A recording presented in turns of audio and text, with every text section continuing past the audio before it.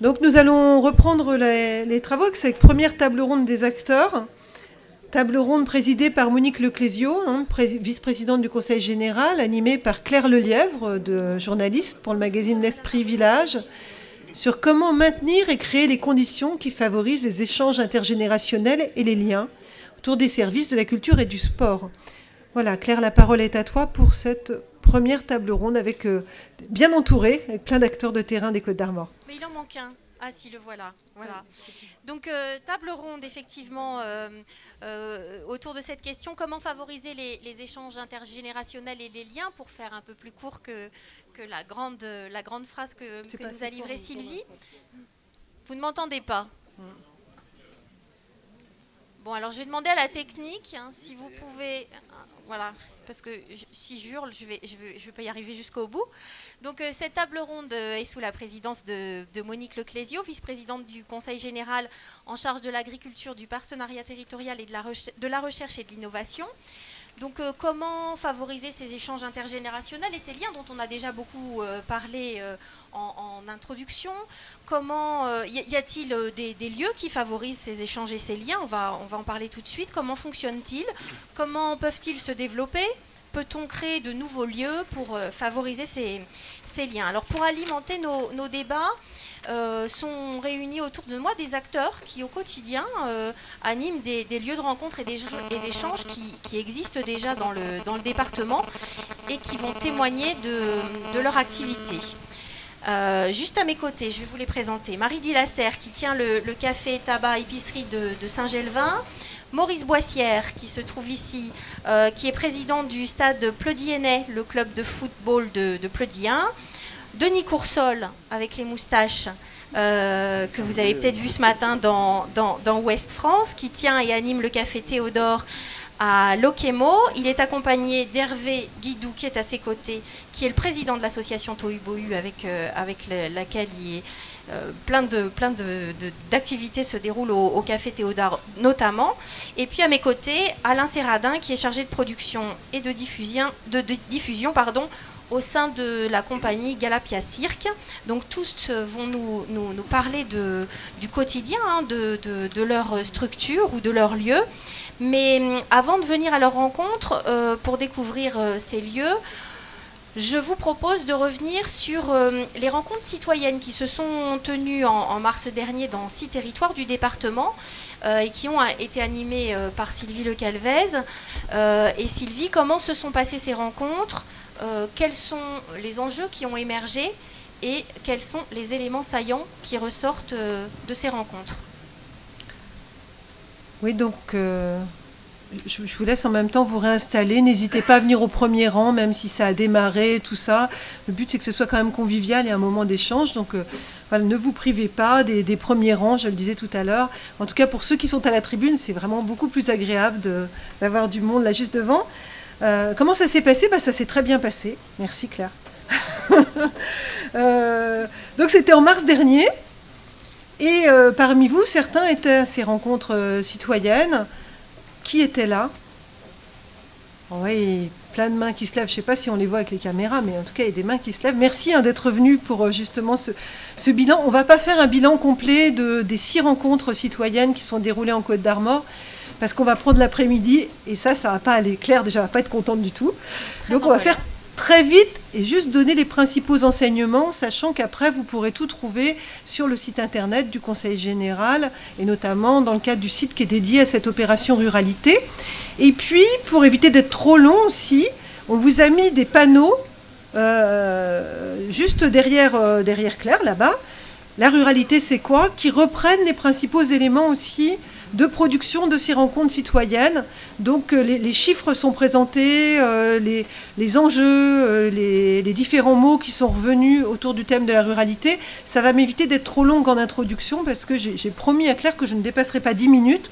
Donc forcément, ça va être bien qu'il y ait ces petits panneaux pour compléter. On peut dire aussi qu'à l'étage, il y a aussi des projections qui sont faites Oui, j'y reviendrai d'ailleurs au fur et à mesure pour vous redérouler la méthode qu'on a pour ceux qui n'étaient pas là, qui ne sont pas venus, mais qui auraient aimé venir, mais qui n'ont pas pu venir, qui n'étaient pas libres ce soir-là, on va vous raconter comment ça s'est passé, ce que ça a produit. Donc il y avait 6 rencontres en mars 2012, à Illion, Plouguer-Neven, Cavan, Collinet, Bourbriac, Clélan-le-Petit, en tout 500 personnes qui se sont déplacées, dont 350 qui ont directement participé aux ateliers de production pour travailler sur les enjeux de demain dans la ruralité des Côtes-d'Armor, dans les territoires, sur quoi il faut travailler, et quelles sont les actions qu'on pourrait imaginer. Alors bien sûr, toutes ces actions imaginées mériteraient d'être approfondies et tout, mais déjà en 6 soirées, on a pu voir que l'imagination était au rendez-vous, et pour reprendre ce qui s'est dit dans cette table ronde, ce grand débat de lancement tout à l'heure, en disant il faut mettre les gens ensemble, et ça produit des choses et des idées, c'est vraiment la preuve qu'effectivement, rassembler par petites tables des gens qui sont d'horizons différents, qui sont de milieux différents, qui sont de métiers différents, pour imaginer l'avenir de leur territoire, eh bien ça fonctionne, et qu'on a des idées très concrètes qui peuvent émerger de ces rencontres-là. Alors le but, c'était de recueillir la perception des Côtes-Armoricains sur qu'est-ce que la ruralité pour eux. Est-ce que c'est un lieu de sécurité? Est-ce que c'est la nature? Est-ce que c'est les paysages, etc. Quels sont les enjeux qu'il faut traiter en priorité et que le Conseil général, bien sûr, devra traiter en priorité? Et quelles sont les actions qu'on peut mener? Alors, sur les lieux, vous les connaissez par cœur. Sur les communes que j'ai citées, j'y reviens pas parce que vous connaissez beaucoup mieux la géographie de votre département que moi-même. Sur qu'est-ce que veut dire pour vous la ruralité, on a procédé non pas à partir d'une liste de mots où vous auriez coché, je ne sais pas, la nature, la culture, les paysages, mais c'était des post-it vierges, et il fallait que chacun mette un mot évocateur de la ruralité. Qu'est-ce qui, pour vous, évoquait la ruralité? Et ça faisait suite à la projection d'un film de Véronique Ponce, qui s'appelait J'habite ici, qui s'appelle toujours d'ailleurs J'habite ici, et qui, pour ceux qui ont le temps, est visionnable déjà à l'étage là où il y a le café, juste au-dessus, comme vous le disiez Claire, et qui est disponible en permanence sur le site internet du Conseil général pour ceux qui le souhaitent. Et ça faisait suite aussi à la présentation d'une exposition photo d'Olivia Gay, qui a travaillé sur ce thème de la ruralité, et qui est aussi exposé à l'étage à côté du café. Donc chacun mettait sur un post-it un mot qui pour lui était évocateur de ruralité. Et vous ai présenté ici, je ne sais pas si c'est visible pour tous ceux qui sont le plus au fond, mais vous le retrouverez sur le panneau, ce qui revient le plus, sans avoir du tout cité à aucun moment ces mots, sur l'écriture des post-it. Et de très loin, la ruralité, c'est avant tout la nature, puisque la taille du caractère correspond au nombre de fois où ce mot est le plus revenu. Donc on voit très bien, et tous les mots qui ont été cités y sont. Donc on voit que la nature est très très nettement la première des évocations de la ruralité, suivie de l'espace, de la qualité de vie, de la liberté, de la solidarité, du paysage, du calme, puis du vivre ensemble, puis de la proximité, etc. Donc ruralité, nature. On a les mots qui apparaissent, la diapo qui apparaît un temps après toi. D'accord. Et là, ça va? Il faudrait que tu reviennes, qu'on ait le temps de revoir les mots. C'est-à-dire que moi, j'ai une diapo de décalage par rapport à vous. Donc voilà, la nature en gros, l'espace, la solidarité, la liberté, la qualité de vie, la convivialité qu'on voit en gros. Vous voyez là? Même ceux qui sont au fond, sinon il y a les panneaux. Voilà, pour tout à l'heure. Après, on demandait à chacun, à partir d'une liste là, d'essayer de dire quels étaient ses principaux désirs pour la campagne de demain et les principales craintes. Il y a un travail qui a été fait sur chaque territoire, des principaux désirs et des principales craintes. Il y a quand même des divergences d'un territoire à l'autre, mais aujourd'hui, c'est impossible de vous présenter le résultat par territoire, parce que là encore, on n'a vraiment pas le temps pour ça. Mais vous retrouverez sur Internet, par territoire, si on est à Cavan ou si on est à Bourbriac, quels sont les différents désirs et craintes, puisqu'il y a vraiment des variantes. Mais ce qu'on vous a fait pour cet après-midi, c'est juste un camembert, vous le voyez là, pas encore, voilà, un camembert, avec les principaux désirs évoqués. Donc moi je le reprends aussi sous les yeux, les principaux désirs qui sont évoqués sur l'ensemble du département quand on cumule les différents endroits. Et donc le principal désir des Côtes-Armoricains, c'est de pouvoir continuer à vivre là où il est. Voilà, c'est qu'est-ce que vous voulez avant tout? C'est continuer de vivre là où je suis. On peut dire qu'on vit quand même bien en Côte d'Armor, parce que ce qu'on veut, c'est ne pas en partir, alors qu'on est dans un phénomène de mobilité croissant aujourd'hui. La deuxième occurrence, c'est de s'investir dans de nouvelles actions pour 12% d'entre eux. Et quand on dit dans les associations, on manque de bénévoles, on manque de forces vives, on entend un peu ce discours pessimiste. Et bien en fait, 12% des gens qui sont venus souhaitent s'investir dans des actions sur lesquelles ils ne s'investissent pas aujourd'hui. Donc c'est quand même assez énorme. Sachant que la troisième occurrence, c'est se sentir utile. Donc si on cumule le se sentir utile et s'investir dans de nouvelles actions, on obtient 22% de la population qui s'est déplacée, qui souhaite trouver un sens et une action, s'investir dans une action collective sur son territoire. Pour les principales craintes, pareil, sur l'ensemble du département des Côtes-d'Armor, la principale crainte, c'est voir son cadre de vie dégradé pour 26%, puis, ou même avant, ne plus avoir de services à proximité, à peu près à égalité, puisque c'est 29%. Et là, on rejoint bien la préoccupation de monsieur qui était intervenu dans la salle sur le centre Bretagne, sachant que ça varie bien sûr considérablement si on est dans les terres, à Saint-Brieuc ou plus près du littoral. Et la troisième crainte, c'est ne plus avoir de jeunes dans mon village. Alors vous retrouverez tous les détails, je vous le disais, ainsi que des réponses complémentaires remises sur les panneaux derrière vous. Ensuite, on a travaillé, pour ceux qui sont venus, ils s'en souviendront bien, par petite table de 8 personnes, 7 à 8 personnes, sur quels sont les enjeux pour demain. Je ne sais pas si c'est bien affiché, là. Oui, c'est bon. C'est bon. C'est pas facile d'avoir une diapo de décalage à chaque fois, mais c'est pas grave. Donc, dans les enjeux, il y avait 4 grandes thématiques. C'était lutter contre l'isolement, imaginer de nouvelles formes de valorisation de la ressource locale, dont on a beaucoup parlé tout à l'heure en introduction, que ce soit de la ressource alimentaire ou non alimentaire, ou la ressource humaine, comme dirait Fazette, ou favoriser l'attractivité du territoire, ou favoriser la participation des citoyens à la vie locale. Donc il y avait un thème par table, on s'installait sur une table sans d'ailleurs en connaître le thème, et après on demandait à chacun quels étaient les enjeux principaux pour lutter contre l'isolement, ou pour favoriser l'attractivité du territoire, ou pour imaginer de la valorisation de la ressource, ou favoriser la participation citoyenne. Et donc,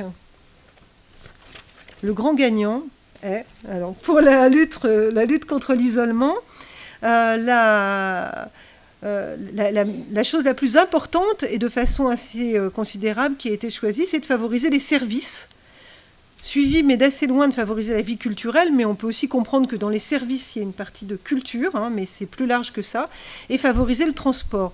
Ce qui est curieux, c'est que personne n'a choisi, en matière d'enjeux prioritaires, de travailler sur la question du numérique. Bien sûr, dans la salle, c'était évoqué, notamment à travers la question des services. Mais la priorité n'était pas comment demain on a du haut débit, mais comment plutôt on maintient globalement une offre de services qui répondent à des attentes en matière de qualité de vie.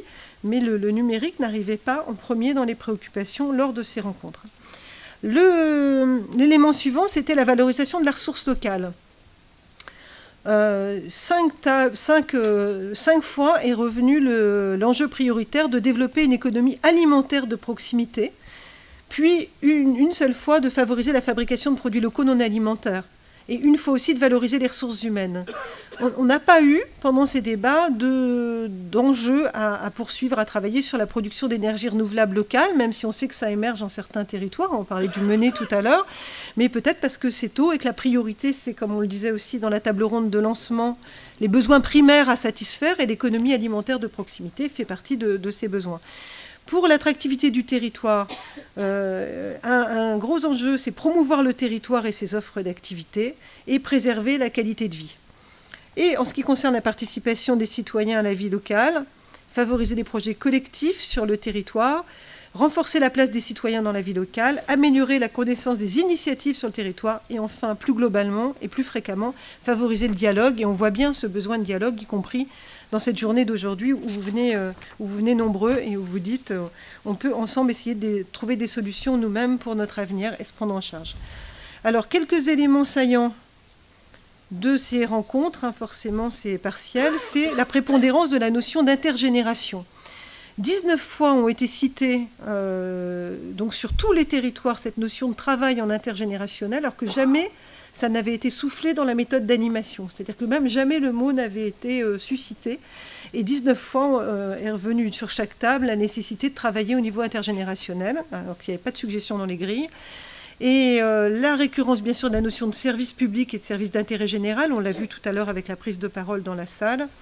Et enfin, un besoin prégnant de lieux, de temps de rencontre, et ce, quel que soit l'enjeu.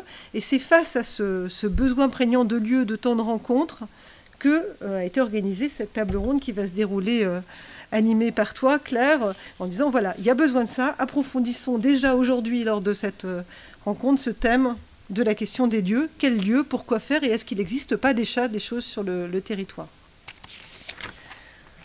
Revient aussi régulièrement la nécessité d'une consommation de proximité, y compris des choses assez précises comme favoriser l'accueil de nouveaux agriculteurs, mais qui répondraient à ce besoin d'une alimentation de proximité, donc davantage d'agriculteurs qui feraient du circuit court, c'est ce qui est ressorti, et des attentes fortes aussi en matière d'appui avec des financements publics ou des financements croisés ou des financements alternatifs ou des financements solidaires pour soutenir les idées qui pourraient être mises en œuvre au niveau des territoires, et notamment des projets de coopératives de citoyens. Alors, quelques exemples d'actions. Alors, en ce qui concerne les actions, il y en a eu une quarantaine, donc vous imaginez bien que je ne vais pas vous les présenter, mais on vous fait passer en permanence un diaporama sur un ordinateur qui est à côté de l'expo photo à l'étage, où vous avez les grandes feuilles à 1. Je dis ça pour ceux qui étaient présents en rencontre, que vous avez rempli au marqueur avec des idées d'action, en allant jusqu'à avec quel financement, pour quel public, qu'est-ce qu'on pourrait imaginer, vraiment une foire à l'imagination. Toutes vos feuilles à 1 ont été scannées et passent en boucle sur l'ensemble des lieux des 6 rencontres, sur l'ordinateur à l'étage. Donc là aussi, quand il y a des petites pauses ou à des moments, n'hésitez pas à aller les voir si vous voulez voir ce qui s'est passé ailleurs, ou pour ceux qui n'ont pas pu venir, ce qui a été produit. Alors, dans les... Vous les voyez là? C'est la diapo d'avant. On voit les actions innovantes, oui. Voilà. Donc, des lieux de rencontre itinérants. Ça revenait plusieurs fois. C'est revenu à Ilion et qu'avant avec un café-bus, par exemple. Des choses très originales, comme l'équipement des maisons de centre-bourg. On a dit tout à l'heure qu'elles étaient très peu occupées. Les fameuses dents creuses. Voilà, les fameuses dents creuses. On pourrait bien sûr les refaire en logement, mais était imaginé d'en faire vraiment des lieux d'accueil aussi, pourquoi pas d'installation de micro-entrepreneurs, de centres de télétravail, et de les réfléchir en tant que lieu d'activité de production, ces maisons de centre-bourg. Et puis, par exemple, un numéro vert pour favoriser le service à la personne, comme ça a été le cas à Bourbriac. Voilà, je suis bien consciente du côté très réductif par rapport à votre production, hein, je vous dis que vous retrouverez là sur Internet et à l'étage, mais c'est plutôt pour lancer cette table ronde autour des lieux de débat. Merci. Merci Sylvie. Alors Monique Leclésio, vous avez suivi avec assez d'assiduité ces travaux. Qu'est-ce que vous en retenez en tant qu'élu, et est-ce que vous vous attendiez à voir ressortir de façon aussi évidente ce besoin de lieux et de temps de rencontre et de lieux intergénérationnels? Alors, effectivement, j'ai suivi avec beaucoup d'attention l'ensemble des travaux qui ont été conduits depuis la décision que nous avons prise de travailler sur la ruralité. Ce temps de rencontre avec les citoyens dans ces 6 lieux a été un temps important, parce qu'effectivement, il était celui où nous pouvions échanger avec les habitants des territoires et les amener à nous indiquer pour eux qu'est-ce que représente la ruralité, mais aussi quels étaient leurs questionnements. Comme l'a indiqué Sylvie Le Calvez tout à l'heure, quelles étaient leurs craintes et quels étaient leurs éléments de vision sur ce que pourrait être demain la ruralité, où eux pourraient être des acteurs, parce qu'ils ont envie, pour la grande majorité d'entre eux, de continuer à vivre sur ces territoires. Et donc, lorsque la synthèse de ces 6 rencontres ont été réalisées, ce qui m'a le plus surprise, et peut-être ce qui ne m'a pas surprise, c'est, je vais peut-être commencer par ce qui ne m'a pas surpris, c'est d'une part la question de la nature qui est revenue de façon très importante, mais également la question du lien humain, du lien social qui ne me sont pas apparus comme étant des éléments de découverte pour moi. Parce qu'en fait, la ruralité, elle a toujours été pour nous qui vivons dans le milieu rural, mais aussi lorsque de nouveaux habitants, et tout à l'heure cela a été indiqué dans la première table ronde, nous avons dans ce département accueilli de nombreux habitants nouveaux dans chacun des territoires, et y compris dans le secteur rural, puisque c'est un phénomène national, le départ des métropoles, le départ des villes où la densité de population est importante, pour rejoindre des territoires plus ruraux, où la question de la nature, effectivement, ce besoin de nature, de proximité avec la nature, se concrétise par cette volonté de venir habiter dans les territoires ruraux.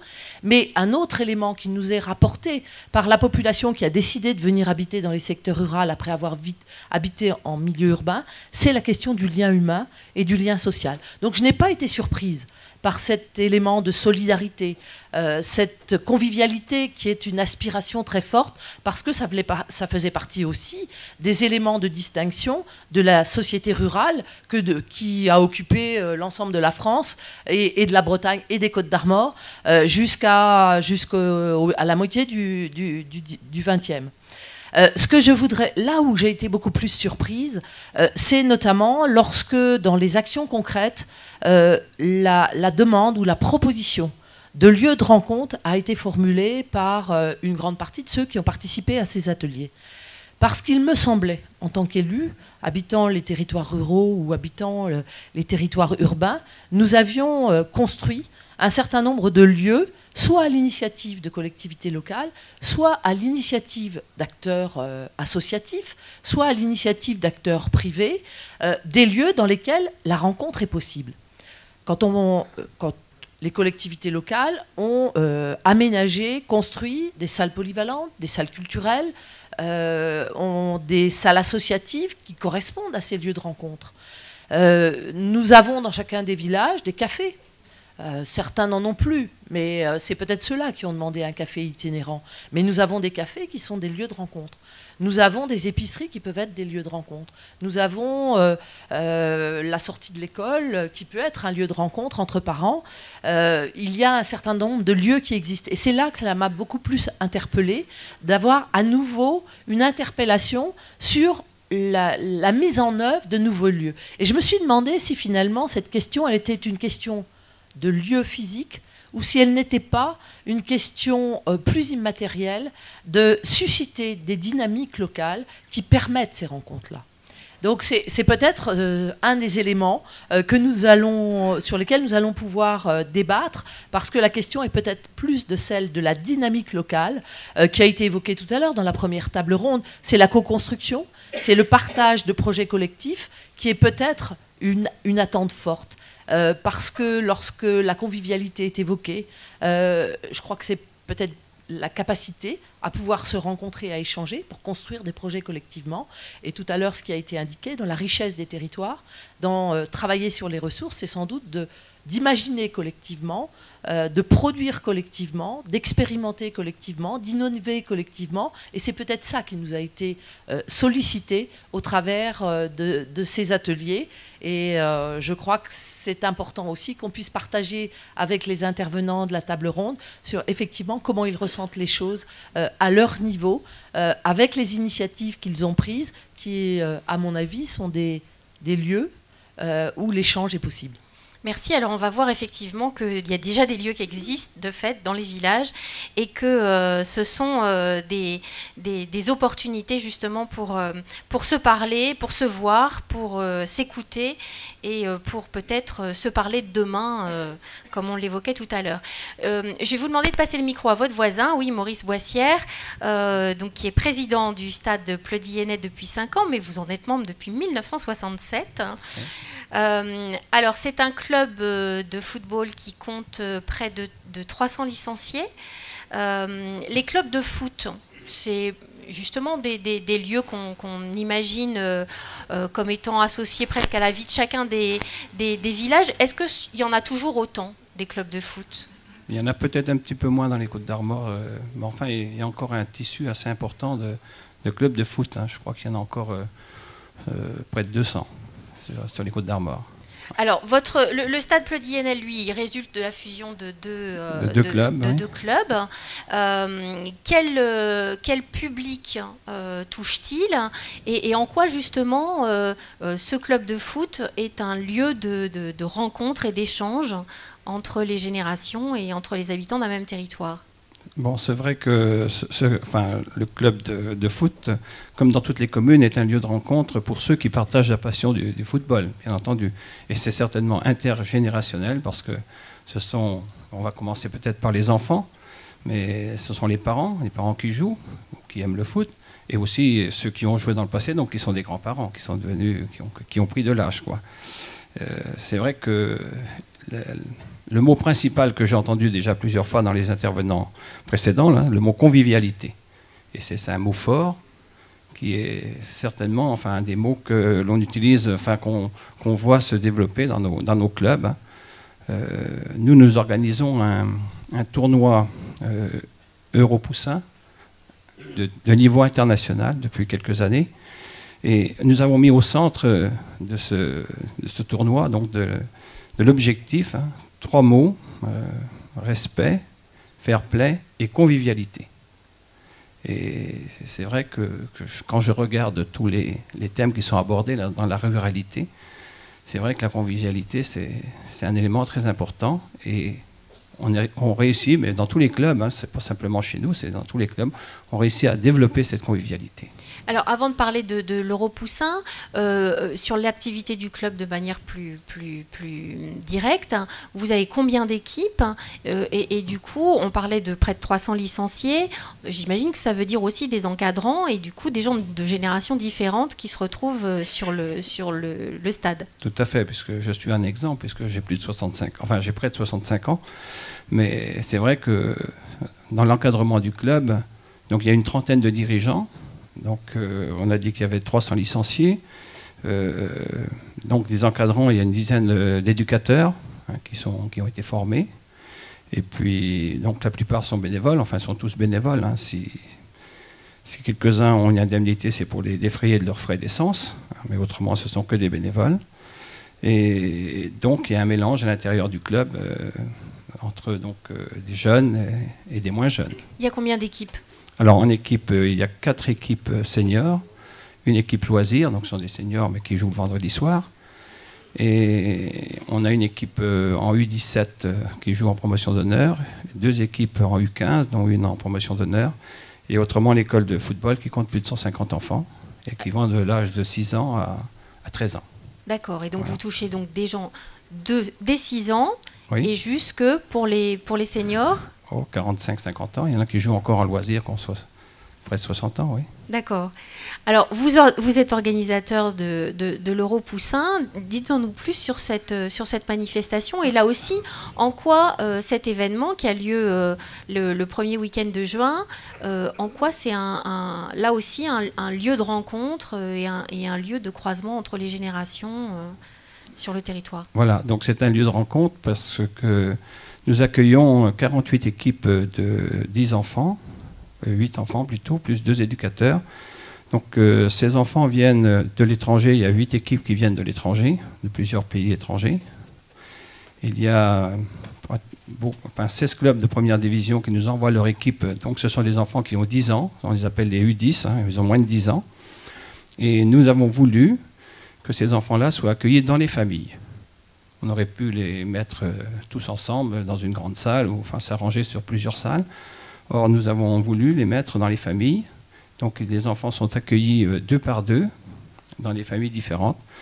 Alors, ces familles, ça peut être des gens qui ont eux-mêmes leurs enfants qui jouent, hein, qui aiment le foot, mais ce sont aussi des personnes qui sont en retraite ou comme ça, qui aiment accueillir, qui ont pris l'habitude d'accueillir des enfants tous les ans. Et il se crée alors des liens parce que ces enfants-là restent 1 nuit, 2 nuits, quelquefois 3 nuits. Les gens qui accueillent ont besoin quelquefois de téléphoner aux familles, donc il se crée des liens. Les enfants viennent, donc le club se charge donc de faire venir les enfants avec leur coach, donc c'est aux frais du club, c'est là que ça a un coût. Mais beaucoup de familles viennent de très loin pour assister à l'événement, pour voir leurs enfants. On a des familles qui viennent d'Italie, de Gênes, hein, qui viennent en voiture pour ces 2 jours-là, qui viennent de Marseille, de Bastia, qui prennent l'avion. Ça crée 2 jours de fête où il y a un mélange de personnes autour du terrain. D'accord, donc ça crée à la fois des liens entre les familles du territoire, mais aussi avec ces familles de l'extérieur. Voilà. Et vous me disiez que ce sont des liens qui sont parfois durables, oui. Avec des familles qui profitent des vacances pour passer, voilà. Se retrouver le temps d'une soirée ou plus, oui. Pour continuer à échanger et peut-être là aussi, oui. à inventer d'autres façons de vivre ensemble. Et ça touche quand même beaucoup de gens, puisqu'il faut 160 familles d'accueil. Donc, faut les trouver, quoi. Mais bon, ça se fait, ça ne s'est pas fait du jour au lendemain. Parce que le tournoi a grandi tranquillement. Il a commencé par un tournoi local, comme ça se fait dans beaucoup de clubs. Et petit à petit, il s'est étoffé et puis a pris une dimension d'abord nationale, puis après internationale. Voilà. Merci. On va passer le micro à Marie qui est à mes côtés, Marie Dillasser. Alors vous êtes assez polyvalente puisque vous êtes auteure de théâtre. Mais qu'en même temps, vous tenez le bar, tabac, épicerie de Saint-Gelvin. C'est un des moteurs de l'animation de ce secteur. Qu'est-ce qui se passe dans ce bar, tabac, épicerie? A priori, c'est plus que ces 3 mots. Alors, en fait, c'est tout nouveau. J'ai repris le bar, tabac, épicerie en juillet. C'est un bar, tabac, épicerie communal, donc les murs, le fond appartiennent à la commune. Et il y a un fort potentiel que j'ai vraiment envie de développer. En fait, pour la petite histoire, c'est que on a une association sur Saint-Gelvin aussi qui s'appelle Pays in Kreisbreizh. Donc ça veut dire paysans du centre-Bretagne. Et en fait, cette association est née un peu par une petite bande d'amis. Donc on commençait à s'ennuyer, chacun reclus dans nos petites maisons éloignées les unes des autres. Et on a décidé de lutter contre l'ennui ensemble, et puis d'ouvrir les fermes aussi, parce qu'il y a 4 paysans.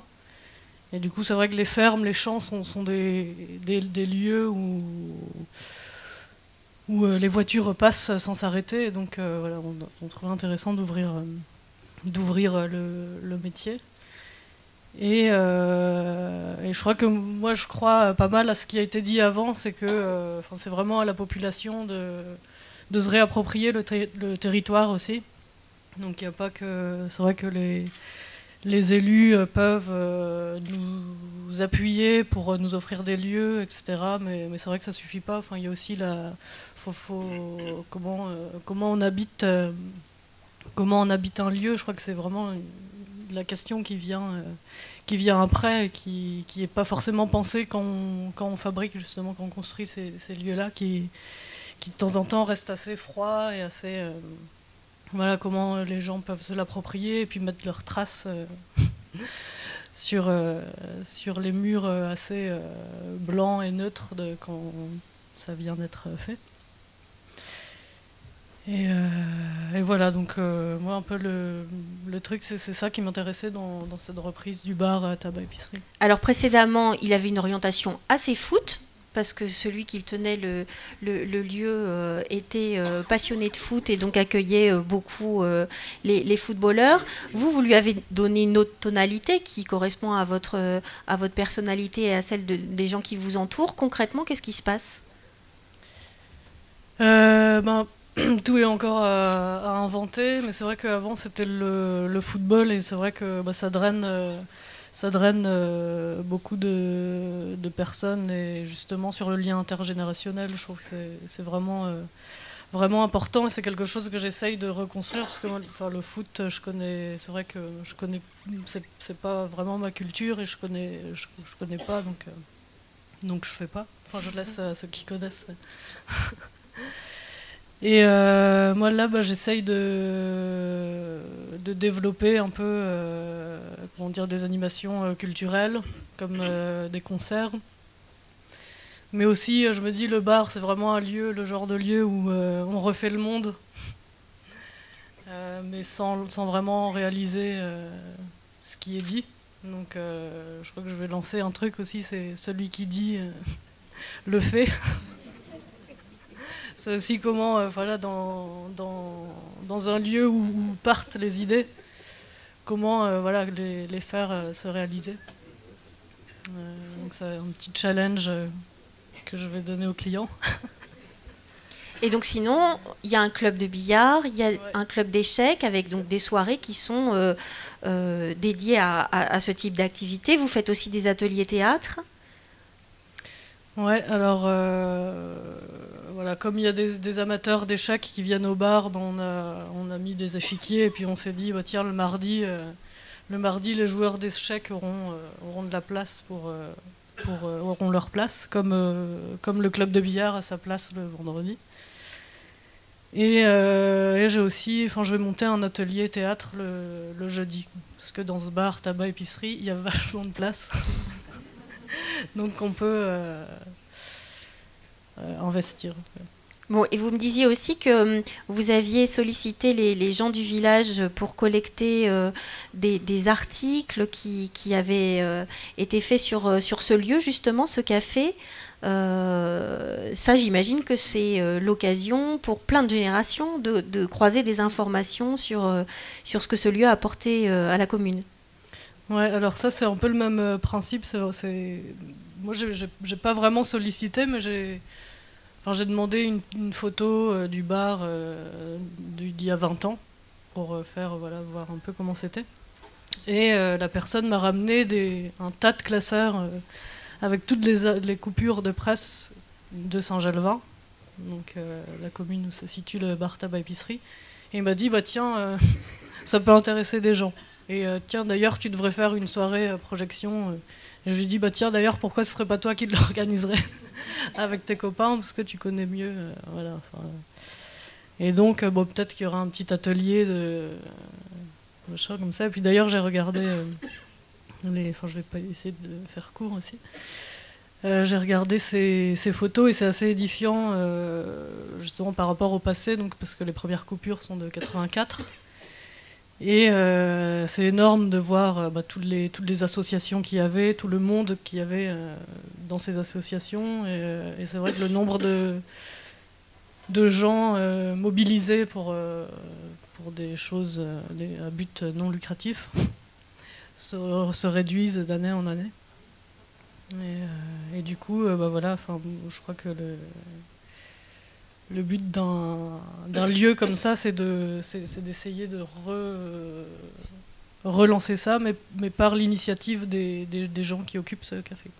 D'accord, sur le principe de l'auberge espagnole, où on y trouve ce qu'on y apporte, et vous saurez leur montrer qu'ils apportent des choses, si j'ai bien compris. J'essaierai du moins. Merci. On va passer le micro à Denis Coursol qui est à vos côtés, qui est celui que Ouest France présentait ce matin comme le patron charismatique du café Théodore à Trédez, Trédez, pardon. Oh là là, je suis nulle en costarmoricain, moi.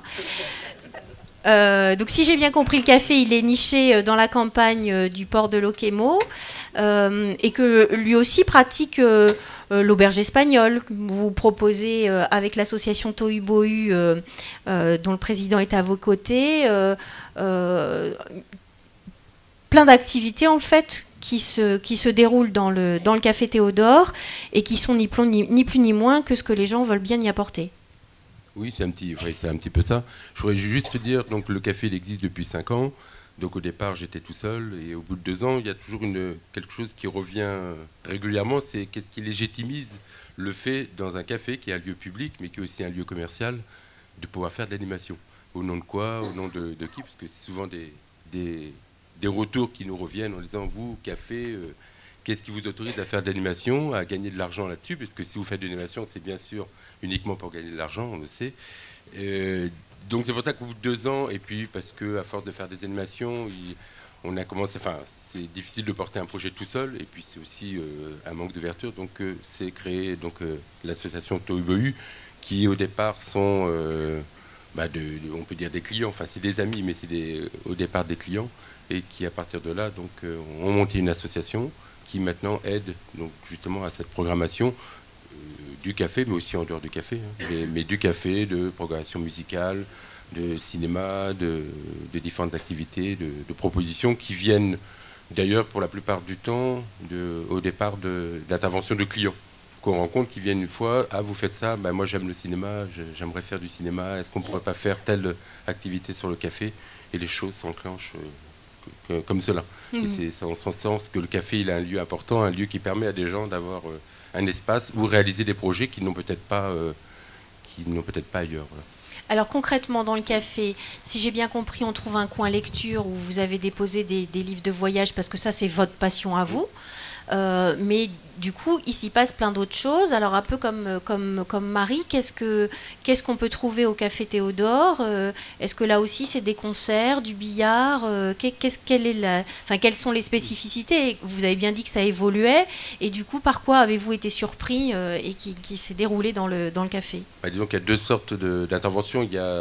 Il y a les choses que nous, on va proposer en tant que café et association, des animations, des projets de films, par exemple. On a tourné des films sur le café avec des clients. Donc, il y avait des rendez-vous, 4 rendez-vous mensuels, et avec un thème, le chapeau. Et les gens qui rentraient, on leur proposait de participer à ce film. Ils le faisaient, et à la fin, le résultat était la création d'un petit film. Donc, il y a des possibilités aussi d'autres d'investir le lieu. On a un lieu de rencontre d'espérantisme où ils donnent des cours d'espéranto. On a des cours de salsa, par exemple, où c'est une association extérieure qui vient faire des cours dans le lieu. Mais aussi, on a des rencontres d'échecs le mardi aussi. Et qu'est-ce qu'on a encore? Je ne sais même plus ici. Des ateliers cabanes, des dégustations de vin, des ateliers autour du vin, parce que sinon... On ne va pas dire qu'on déguste du vin, sinon ça ne passe pas dans la presse, mais des ateliers autour de la découverte du terroir et du vin.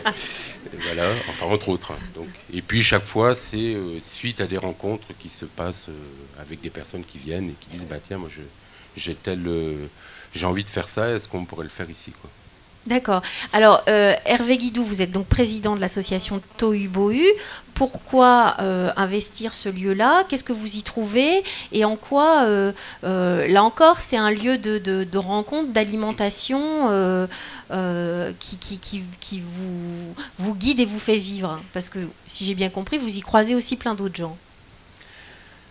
Alors, moi, j'aurais bien commencé d'abord par le fait que je porte 2 casquettes aujourd'hui. Je porte la casquette de président. J'aime bien, parce que quand j'arrive au café, tout le monde me dit « Bonjour, monsieur le président », j'adore. Donc ça, c'est la première chose.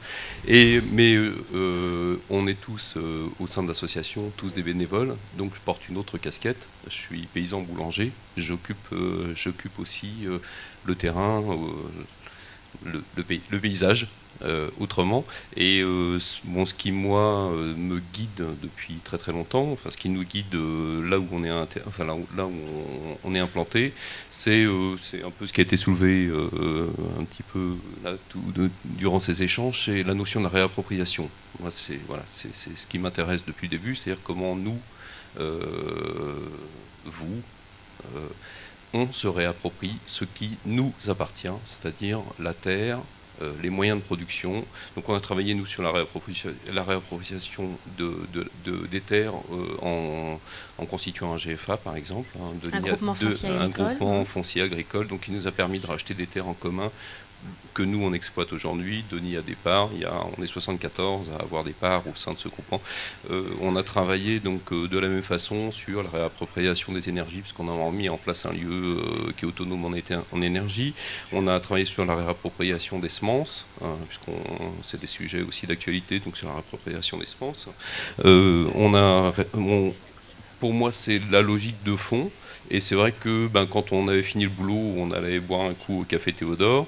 Et Denis nous a offert à cet endroit-là un espace de récréation, un vrai espace de récréation. C'est-à-dire quand on va dans la cour de l'école, c'est un espace de recréation aussi. C'est-à-dire c'est l'endroit à la fois où bon, on se lâche, on rencontre les copains, on fait la fête, on peut oublier nos soucis, mais c'est aussi un espace où on se recrée, où on recrée le monde. C'est un lieu d'utopie. Ça peut être un lieu d'utopie. Et donc moi, je suis aussi resté dans cette logique-là. C'est la logique à laquelle j'ai adhéré dans TOIPEU. C'est la notion de la réappropriation aussi de la culture. Et c'est bon, je pense que ça a été la générosité de Denis d'ouvrir cette place-là à l'association, et c'est tout le travail de remettre en place justement ces dynamiques collectives dont vous parliez, c'est d'inviter à chaque fois chacun d'entre nous à sortir de l'ignorance dans laquelle il est, de savoir qu'à un moment donné, il est acteur. Il est profondément acteur, il a la possibilité, on a des possibilités énormes aujourd'hui d'investir le champ social, le champ culturel, et il suffit qu'on le fasse, quoi.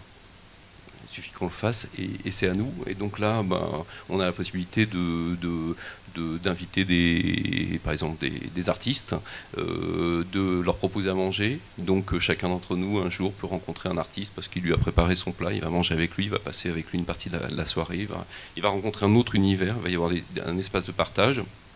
Et que aujourd'hui justement c'est ce à quoi on est invité au travers de ces différentes expérimentations en fait, hein. C'est que tout un chacun reprenne le droit qui est le sien d'inventer la vie qui lui va et la façon qu'il a d'avoir envie de rencontrer l'autre et d'inventer un autre monde, parce qu'en fait c'est ça dont on a tous faim.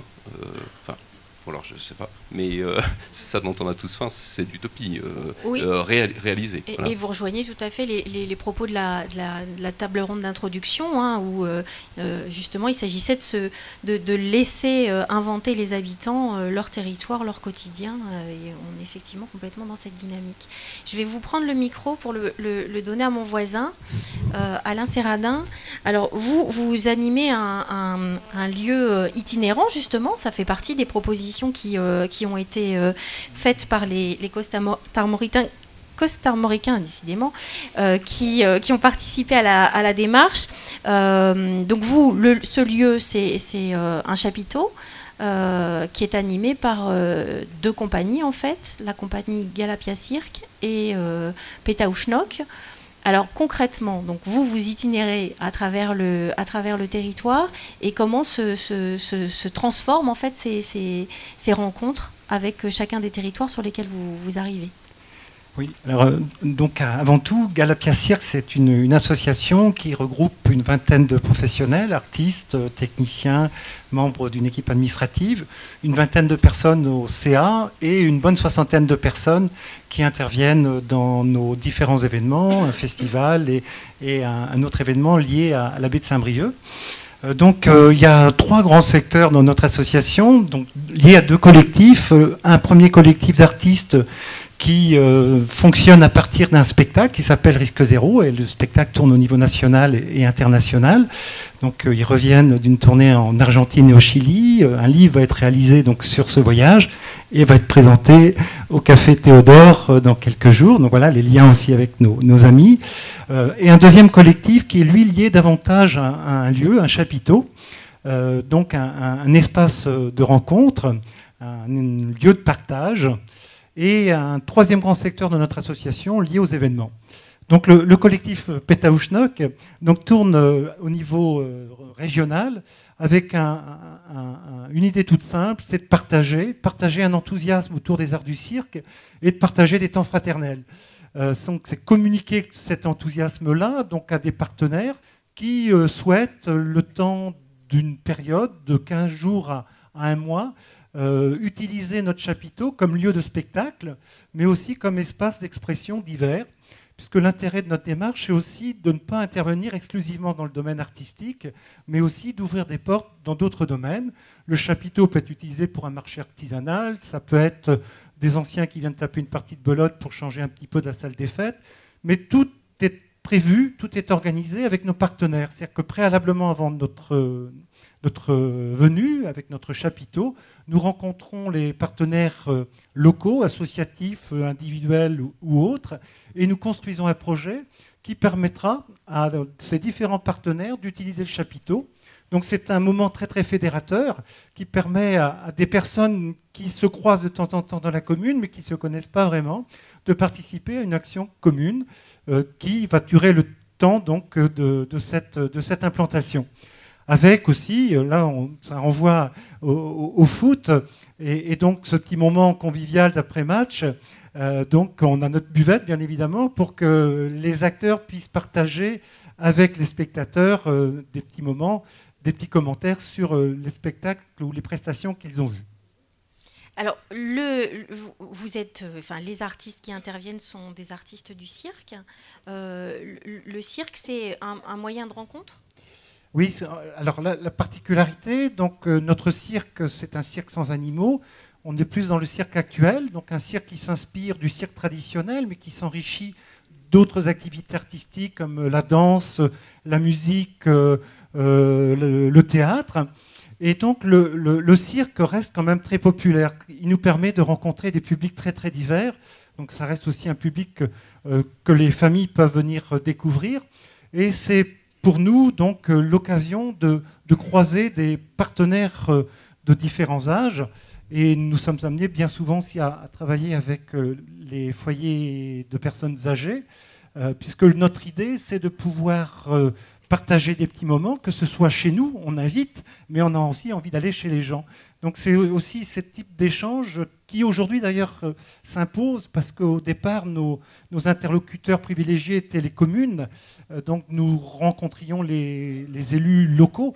Aujourd'hui, donc, nos interlocuteurs, la plupart du temps, sont des représentants donc, d'intercommunalités, et ça nous amène aussi à penser notre projet un petit peu différemment, puisque l'installation d'un chapiteau, c'est un peu lourd, et lorsqu'on l'installe sur un territoire communal, on a du mal à le bouger.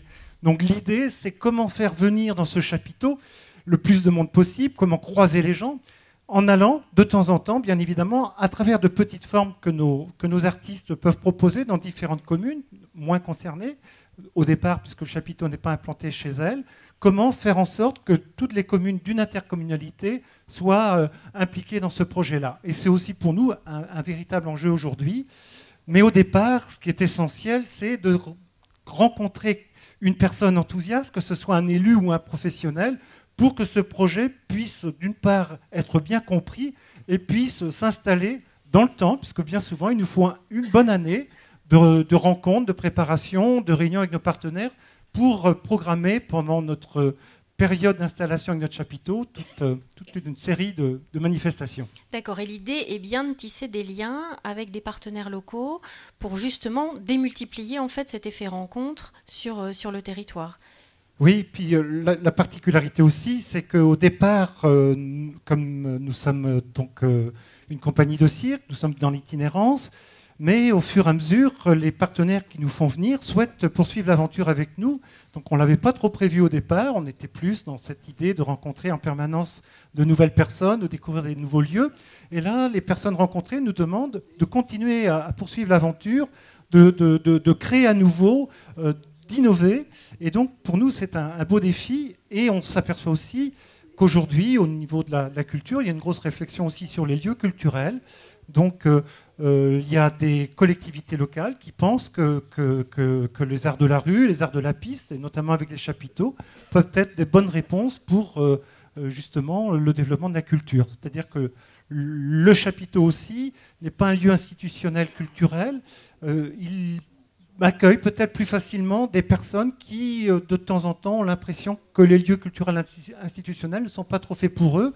Donc là, nous, grâce aussi à cette activité particulière qu'est le cirque, et ce chapiteau qui reste un lieu chaleureux, donc on a la chance de rencontrer quand même des personnes très différentes. Et alors pour bien comprendre, donc dans vos partenaires, il y a des collectivités, mais vous évoquiez des maisons de retraite, vous avez travaillé, je crois, avec un hôpital psychiatrique, un collège, enfin, vous multipliez tous azimuts cette dimension partenariale. Oui, c'est-à-dire que notre porte d'entrée pour intervenir n'est pas exclusivement une porte culturelle, ça peut être une porte donc jeunesse, une porte enfance, une porte sociale, une porte liée à l'emploi. Alors bien souvent, toutes les portes aussi s'ouvrent, hein, il suffit après de savoir les ouvrir. Et donc, il y a le cirque est là utilisé donc, comme bien évidemment activité artistique, puisque ce qui est essentiel aussi pour nous, c'est que nos artistes, qui sont des artistes de qualité, puissent présenter leur savoir-faire, étonner. On est toujours aussi dans l'émerveillement avec le cirque, mais aussi que le cirque soit une occasion de discuter de différents sujets, puisque donc nous, on propose bien souvent à nos interlocuteurs d'aborder des thèmes différents, qui est aussi le plaisir du risque. Donc bien souvent, on rencontre des éducateurs qui souhaitent aborder donc, les conduites à risque avec les adolescents. Ils ne savent pas trop comment orienter les discussions. Et nous, à partir de notre activité, qui est quand même aussi liée au risque, notamment avec nos acrobates, c'est aussi l'occasion d'aborder donc le plaisir du risque et de montrer que, même s'il faut le rappeler, que la vitesse, l'alcool sont bien évidemment des prises de risque qu'il faut combattre, mais la prise de risque, elle peut être très très positive, c'est quand même le dépassement de soi, c'est la confiance en l'autre, et on profite aussi de l'utilisation de nos caravanes, puisque bien souvent, on propose de venir, alors quand on n'a pas l'occasion de venir avec notre chapiteau, parce que c'est aussi des grosses infrastructures, enfin c'est lourd, on propose donc à certaines écoles de venir avec nos caravanes. Donc on a vécu quelques expériences assez étonnantes où le dimanche soir, on arrive avec les caravanes, on s'installe dans une cour de récré, avec la complicité bien évidemment des équipes éducatives, et le lendemain, donc les enfants, les élèves découvrent des forains, des gens du voyage avec leur caravane dans la cour de récré. Et c'est l'occasion pour aussi les enseignants de parler de la différence, donc des gens qui ne vivent pas comme tout le monde, de l'habitat, avec tout un travail autour du processus de création avec nos artistes. Et aussi, puisque ça a été rappelé, l'importance des collectifs. C'est vrai que l'énergie collective, quand elle rayonne, ça a une force extraordinaire. Nous, on aime bien aussi parler des collectifs et aussi de ces difficultés. Donc, quelle place pour chacun dans un collectif, notamment dans le monde artistique, mais c'est pareil aussi dans le monde du foot. Hein, à partir du moment où il y a une équipe, comment on s'exprime collectivement, comment on respecte l'autre aussi à sa différente place. Donc voilà autant de sujets qui peuvent être que nos interlocuteurs peuvent s'emparer, et ça amène à partir du cirque à toute une réflexion sur la vie et puis sur la culture, sur tout en fait. Merci. Alors, vous évoquiez ces multiples portes ouvertes et puis cette dimension partenariale. J'ai cru comprendre que pour chacun d'entre vous, c'était aussi des dimensions importantes. Est-ce que l'un d'entre vous, est libre à vous de prendre ce micro, est-ce que vous voulez nous dire plus avant justement aussi comment vous pratiquez cette logique du partenariat, en quoi c'est important, et peut-être aussi comment les uns et les autres, parce qu'on en a pas beaucoup parlé, vous bénéficiez d'une forme d'appui aussi de la collectivité pour la réalisation de toutes vos activités, et peut-être aussi ce que vous aimeriez avoir peut-être comme coup de pouce supplémentaire pour développer vos lieux. Monsieur Boissière. Oui, donc oui, vous faites bien d'aborder ce sujet parce que c'est très important pour un club, qui est composé de bénévoles. Faire un tournoi Europoussin comme celui que nous faisons maintenant, il faut de l'argent. 60 000 euros, vous me disiez. Oui. Oui, il faut beaucoup d'argent. Enfin, il faut de l'argent parce que les équipes qui viennent au tournoi, il faut payer leurs déplacements. Sinon, elles ne viendraient pas. On fait venir des équipes de l'étranger, il faut payer les déplacements, également pour les clubs de première division, de Ligue 1 ou de Ligue 2. Bien.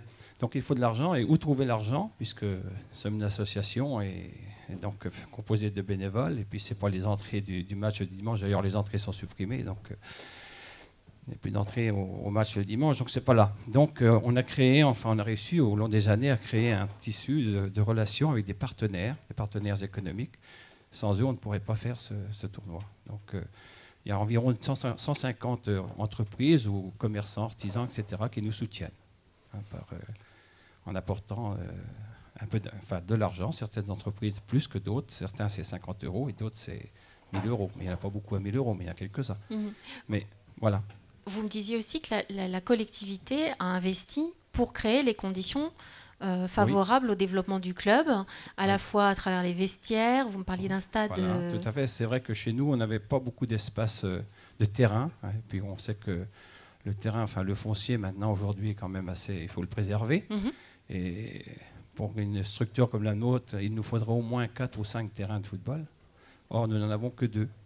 On en a un donc en herbe, hein, qui était le terrain d'honneur, qui est toujours le terrain d'honneur. Et on avait un terrain stabilisé qui était en mauvais état. Et donc la collectivité, enfin la municipalité chez nous, a fait le choix d'un terrain synthétique. Donc c'est vrai que c'est très coûteux, mais on a réussi à bénéficier de quelques subventions, enfin de subventions importantes. Et depuis 3 ans, on a donc un terrain synthétique. Et ce qui permet le déroulement de matchs, d'entraînements, etc., quasi d'une façon permanente, surtout le week-end, le soir, enfin, etc.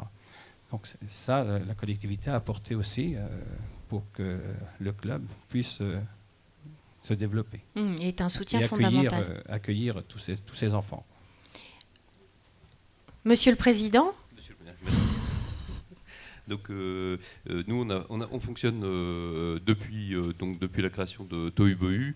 Ça a été l'objet de nombreuses discussions au sein de l'association. C'est-à-dire, est-ce qu'on demande des subventions publiques? Est-ce qu'on s'appuie sur les subventions publiques ou pas? Est-ce qu'on reste autonome? Donc la notion de la réappropriation de l'espace culturel, donc, en sachant que on a toujours fait le choix d'avoir un lieu qui soit accessible. Donc ça veut dire que les concerts, effectivement, on rémunère nos partenaires et on fait des entrées et on souhaite toujours que ces entrées soient pas chères. Donc on fait des entrées de concert à 5 €, de façon à ce que ça soit accessible. Ça c'est juste une anecdote, mais je trouve ça assez intéressant aussi de travailler comme ça sur le terrain et d'avoir des clients qui viennent au bar et qui passent devant la caisse et qui disent bah, attends, moi je suis venu boire un coup, je suis pas venu écouter ton concert. Voilà. Donc, et peu à peu de rentrer dans cette logique de dire mais attends, mais aussi si je viens boire un coup là, c'est aussi parce que le lieu est convivial et c'est vrai que bah, si je veux que l'artiste là derrière il soit payé, bah, c'est bien aussi que je laisse mes 5 €. Donc de voir cette évolution là qui travaillent aussi lentement les clients du bar, qui ne sont pas forcément non plus tous adhérents de l'association. Hein, donc ça, je trouve ça très intéressant. Ça nous a permis aussi pendant toutes ces années de faire la démonstration qu'on peut avoir, on peut travailler de façon viable sur la culture sans subvention, ou quasiment. Aujourd'hui, on a une subvention de 1 000 € au niveau de la commune, hein, donc ce qui est vraiment très très peu pour une association qui produit quand même plus de 50 concerts par an, qui fait 12 expositions, enfin une exposition par mois, hein, de tableaux, de photos, qui produit qui diffuse pratiquement 24, une trentaine de films documentaires par an. Donc ça part comparé à l'activité, oui, effectivement. Ça part vraiment dans beaucoup de sens. On a une masterclass là, qui va débuter très bientôt. Enfin voilà, on a vraiment des activités là aujourd'hui, parce qu'on a tout ce travail derrière, parce que derrière ça mobilise aussi des professionnels, parce que des fois on arrive juste aux limites, on est sur des prises de risque en fait, hein, et cette prise de risque, au niveau collectif, là on se dit là on arrive, on aurait bien monté ça, mais si on monte une semaine, si on fait une escale nomade africaine et qu'on veut avoir une initiation aux percussions, à la danse, on ne peut pas tout financer en demandant aux gens une participation de 2 € par exemple. On ne va pas pouvoir financer des partenaires avec ça. Et donc c'est vrai qu'on arrive à un moment donné à se dire on pourrait poser aujourd'hui des projets un peu plus ambitieux parce qu'on sait qu'on existe depuis longtemps, parce qu'on en a envie. Et puis, on voit bien que la logique derrière, ça va être certainement de demander de l'aide à des partenaires institutionnels. Nous, on n'est pas l'institution, mais de demander de l'aide à des partenaires institutionnels de façon à pouvoir développer un petit peu plus loin d'autres projets qui sont des... Et c'est vrai que, pour remettre un petit peu les pendules à l'heure, j'aime bien ça aussi, les gens voient souvent en fait, l'activité de Tohu-Bohu comme étant un soutien au café. Et moi qui suis dans l'association, je vois bien que très souvent c'est le café qui est aussi un soutien à Tohu-Bohu. C'est une des réalités aussi économiques de notre fonction, d'un lieu qui, voilà, d'un partenariat, quoi. Voilà. Merci. Denis, vous vouliez rajouter quelque chose? Juste aussi que on essaye aussi de travailler déjà avec d'autres partenaires. Donc on travaille par exemple avec Itinerabis pour les projets, on a travaillé avec l'association Double Vue pour le cinéma. Enfin, il y a déjà beaucoup de possibilités de travailler ensemble et il faut savoir aussi les saisir et aller rencontrer ces personnes-là qui sont prêtes aussi à aider. Et oui, vous me disiez aussi que vous intégriez là par exemple le mois d'eau du documentaire, exemple, oui. Enfin autant de réseaux qui sont effectivement importants et qui font partie des partenaires. Voilà, il y a toujours possibilité de trouver aussi, mais il faut aussi aller les trouver. C'est pas forcément eux qui viennent, quoi. Mais il y a quand même beaucoup de possibilités de travailler avec des choses déjà existantes. Après, il faut travailler sur la reconnaissance du lieu et ça, c'est pas toujours facile. D'abord parce que c'est un café, on vend des boissons et c'est toujours très très compliqué de travailler. Et de faire défendre des lieux comme cela, parce que c'est pas le café Théodore qu'il faut défendre, c'est tous les cafés dans l'ensemble des communes, parce que c'est des lieux de vie, c'est des lieux où il se passe des choses, même s'il n'y a pas forcément de vie culturelle en tant que telle, il y a des choses, il y a des rencontres, c'est des lieux où les gens peuvent se rencontrer, et il n'y en a plus beaucoup ailleurs, puisque la plupart des services ont disparu. Oui, on l'a vu tout à l'heure.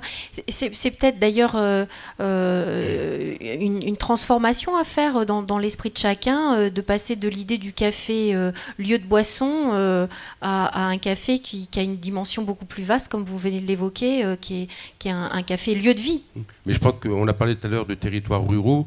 Le problème, souvent, c'est que s'il y a des territoires ruraux, la population, elle reste essentiellement de comportement urbain, donc avec des notions de loisirs et des notions qui sont des nécessités. C'est pour ça que des cafés qui se montent maintenant sont souvent des cafés qui se montent en dehors des villes et souvent des lieux où justement les gens ayant une demande de loisirs, d'internet, des tas de choses comme ça, et ben sont à la recherche de lieux comme ça, de rencontres pour aller vivre leur culture, la culture, quoi.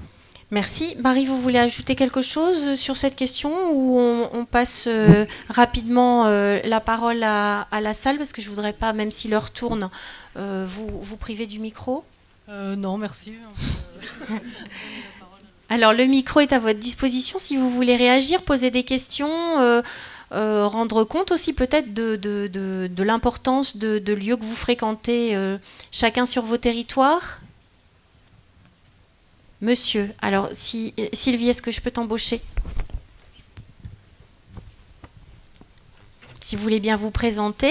Oui, Julien Cornic, je m'occupe de pas mal de choses dans le Trégor, voilà. Bref, Thiervaux, entre autres, Maison de la Culture Bretonne à Cavan, d'Astume, enfin voilà. Donc moi j'adore, je suis consommateur de pas mal de lieux comme ça. Qui existent un peu partout. À Cavan, on avait eu, quand il y avait eu les rencontres là, sur la ruralité, une discussion assez intéressante et assez intense sur les salles des fêtes, en fait. Parce que, en fait, on s'aperçoit qu'il y a des communes qui n'ont pas de salle des fêtes encore aujourd'hui. Genre Guingamp, par exemple, pas de salle des fêtes à Guingamp. Et c'est des lieux hyper importants, en fait, dans une commune. Donc aujourd'hui, depuis quelque temps, il y a eu une erreur politique, un peu à mon sens, qui a été de créer des salles culturelles. Donc avec tout ce que ça a de noble, il y a eu des financements là-dessus. Sauf que les retours d'expérience qu'on commence à avoir, c'est que ces lieux-là, ils ont été créés, ils sont tout beaux. Souvent, les élus locaux n'ont pas la compétence ou ça coûte cher de mettre la compétence culturelle au bout. Ce qui fait que petit à petit, on va se retrouver, il y a quelques salles déjà, avec des friches culturelles carrément, donc des belles salles qui ne vivent pas, où il ne se passe rien. Il ne se passe rien parce que du coup, en fait, c'est devenu des salles donc culturelles au sens noble, mais inaccessibles aux associations locales qui veulent faire des choses, parce que pas suffisamment, pas adaptées, trop cher en location, etc. Et je vois une salle, par exemple, je prends Cavan parce que je connais bien ma commune, une salle toute bête avec 4 murs, une cuisine et puis une petite scène. Et vous prenez sur toute la semaine, la femme de ménage, elle ne peut pas passer la serpillière parce que ça n'a pas le temps de sécher. Elle est occupée à toutes les heures de la journée et du soir, quoi. Donc on a l'école qui va venir faire de la motricité, l'hôpital de jour de Bégard qui va faire quelque chose aussi avec les gens, les cours de Zumba, les cours de théâtre, un enterrement civil, un mariage, les vieux qui viennent jouer au domino, un fest-noz, un concert de rock. Enfin, Voilà, et c'est une bête salle de 4 murs, une petite scène et une cuisine, quoi. Et aujourd'hui, on parle de lieux de rencontre, etc. Si on ne peut pas garantir politiquement une pauvre salle en plein milieu d'un petit bourg, et ben là, on n'a pas le lieu pour susciter en fait la création des gens et l'envie et leur envie de se rencontrer. Parce que s'ils ne sont pas de lieu, ils vont aller jouer à Guingamp, ils vont aller occuper les salles des communes autour pour aller faire leur mariage, leur trentenaire, leur quarantenaire, etc., quoi. Donc ça, hyper important, je pense. Merci. Est-ce qu'il y aurait une autre intervention ou une question avant qu'on ne revienne à la tribune? Effectivement, merci de cette précision, parce qu'effectivement, quand on fait la synthèse des rencontres, on ne peut pas aller dans ce niveau de détail, de bien retranscrire ce que vous entendiez par lieu. Je pense que ça va beaucoup intéresser Monique Leclésio qui pourra réagir, et ça met effectivement un témoignage direct sur des propositions. Merci. Quelqu'un d'autre? Oui. Mathilde amène un autre micro. On prend les deux, puis après... Après, on va arrêter, oui, parce que on déborde. Je ne sais pas, Julien attendait peut-être une réponse, je ne sais pas. Non, après, je vous propose de poser votre question pour qu'on puisse répondre et terminer. En fait, on a évoqué un petit peu en partie les personnes âgées, et notamment en lien avec l'intergénérationnel, et le fait qu'il y ait la mise en œuvre de nouveaux lieux. Bon, pour une grande partie des personnes âgées, donc elles sont en structure, ce qui peut poser la problématique pour ces personnes effectivement du rôle intergénérationnel. Et dans le cadre de mon projet actuel, en fait, moi je suis AMP, aide médico-psychologique et animateur auprès de personnes âgées. Et je fais un travail de stimulation de la mémoire ancienne et de valorisation du savoir de cette génération. Et un des buts en fait de ce projet serait aussi d'apporter une dynamique pour déclencher ce savoir, et également pour... on a parlé du fait de se réapproprier des lieux, mais c'est aussi de se réapproprier en quelque sorte le savoir de ces personnes, pour faire le lien avec les nouvelles générations en fait. Et je dirais que la question c'est savoir un petit peu quels liens peuvent être faits entre les structures pour personnes âgées et les écoles par exemple, quoi. Est-ce qu'il y a un mode de fonctionnement, ça vient des écoles ou ça vient des structures personnes âgées? Alors, Monique Leclésio, vous avez le micro. Peut-être un élément de réponse par rapport à cette question, et puis par rapport à la question de ces lieux. Est-ce que finalement c'est des lieux qu'il faut créer? Est-ce que c'est finalement des occasions de rencontre? Comment on soutient le développement de ces occasions de rencontre? Ce sera en plus le mot de la conclusion pour qu'on puisse passer à la table ronde suivante. Alors, peut-être répondre répondre, ou essayer de répondre à l'intervention qui vient d'être réalisée. Moi, j'ai retenu la volonté de créer du lien intergénérationnel entre des structures qui sont un petit peu institutionnalisées, à la fois des personnes qui sont en structure, parce que je voudrais dire que toutes les personnes âgées ne sont pas en structure, et heureusement. Mais c'est une réalité, un certain nombre de personnes âgées sont en structure, et des lieux qui sont institutionnalisés autour de l'école. Eh bien, écoutez, il n'y a pas de recette miracle, c'est simplement une dynamique qui, effectivement, va s'appuyer sur des personnes que vous allez pouvoir interpeller, identifier à l'échelle locale. Je crois qu'il y a à la fois des élus qui sont en responsabilité élus de CCAS qui sont en responsabilité des structures qui accueillent les personnes âgées. Et puis, les écoles sont souvent aussi des lieux où, à la fois, il y a la responsabilité de l'éducation nationale, mais les élus sont aussi en responsabilité de l'école. Donc, vous avez des interlocuteurs locaux que vous devez interpeller sur ces questions-là. Et petit à petit, le rôle des élus, il est peut-être aussi là, mais pas seulement les élus, parce que je crois qu'il faut aussi que chacun puisse voir qu'il a un rôle à jouer dans cette organisation locale, dans la dynamique territoriale. Et à la fois, bien sûr, le rôle des élus, mais le milieu associatif, mais les individus ont aussi leur rôle à jouer. C'est ce que disait Fazette tout à l'heure. C'est ce que disait Fazette, mais c'est ce dont nous sommes persuadés. Parce que quand nous regardons les différentes expériences qui ont été présentées tout à l'heure par chacun d'entre vous, mais on aurait pu en trouver des centaines dans l'ensemble du département des Côtes-d'Armor. Ce sont des gens qui, à un moment, se sont dit on ne peut pas tout attendre des autres. Finalement, nous, est-ce qu'on a une idée? Et cette idée-là, comment on peut la mettre en œuvre? Parce qu'on a trouvé un interlocuteur qui a dit oui, c'est une idée intéressante et finalement, il faut y aller. Il faut se retrousser les manches. Et finalement, ce sont des rencontres qui permettent de cristalliser 1, 2, 3 personnes. Et puis petit à petit, on arrive à mettre en œuvre les choses. Et j'ai trouvé extrêmement intéressant ce qui a été dit parce que ça m'amène à avoir un retour vers des propos qui ont été ceux de personnes qui vivent en milieu urbain et qui, aujourd'hui, ont peur de venir vivre en milieu rural, même s'ils sont très intéressés par cela. Parce qu'en fait, ils voient le milieu rural comme étant un milieu qui n'a pas d'offre de services culturels ou sportifs à sa porte. Et en fait, quand vous les poussez dans leur retranchement, vous leur dites, mais finalement, vous qui habitez Paris, combien de fois par mois vous allez à une activité culturelle? Est-ce que finalement vos moyens vous le permettent? Est-ce que votre organisation de vie vous le permet? Il me dit, enfin, les personnes répondent oui, mais il y a très peu de soirs où finalement ils en profitent. Ils ont à leur disposition, mais ils n'en profitent pas. Par contre, ils sont des consommateurs de culture. Alors qu'en milieu rural, et ça c'est quelque chose qui m'avait énormément frappé, au moment où des agriculteurs avaient fait un film, et pour montrer qu'effectivement leur vie en milieu rural, elle était riche. Et ce film les interviewait et il disait finalement ici, on a de la chance. Parce que quand il nous manque quelque chose, on se rassemble à 2 ou 3 et puis on le crée. Et finalement, cette culture, au lieu d'aller l'acheter, nous la construisons ensemble. Et c'est ce que vous avez dit tout à l'heure. Cette culture, vous l'avez construite ensemble.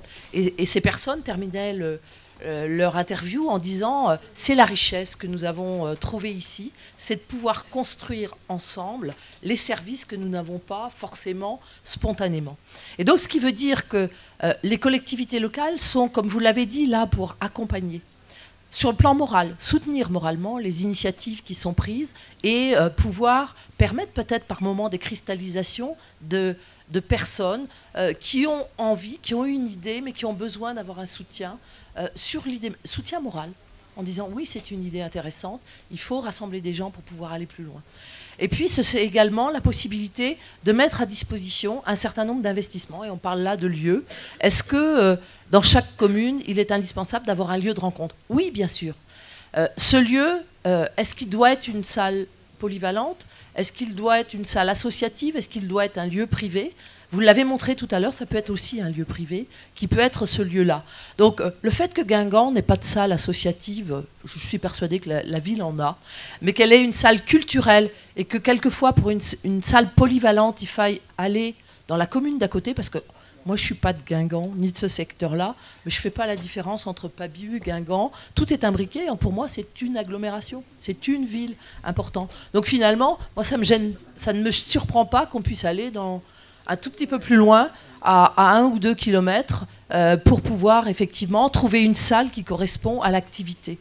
Parce qu'il y a d'autres lieux dans Guingamp. Il y a des cafés, il y a des épiceries, il y a un certain nombre d'espaces dans lesquels il y a des lieux de rencontre possibles. Je crois que ce qui est important, c'est de se dire qu'on peut toujours trouver le lieu à partir du moment où on a l'idée.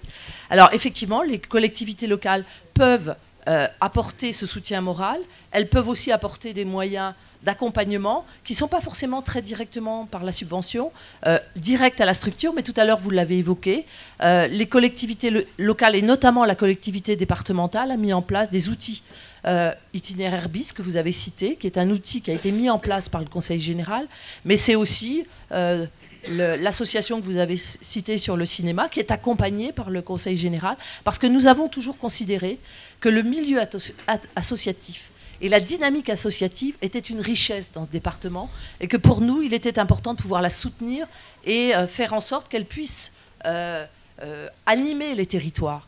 Et nous accompagnons par un certain nombre de dispositifs dans lesquels nous avons voulu impliquer et entraîner les collectivités locales, les communes, les intercommunalités, pour pouvoir accompagner les bénévoles dans l'action qu'ils conduisent aux côtés de l'action publique sur chacun des territoires pour animer l'ensemble de nos espaces ruraux, quartiers urbains, centre-ville. Merci.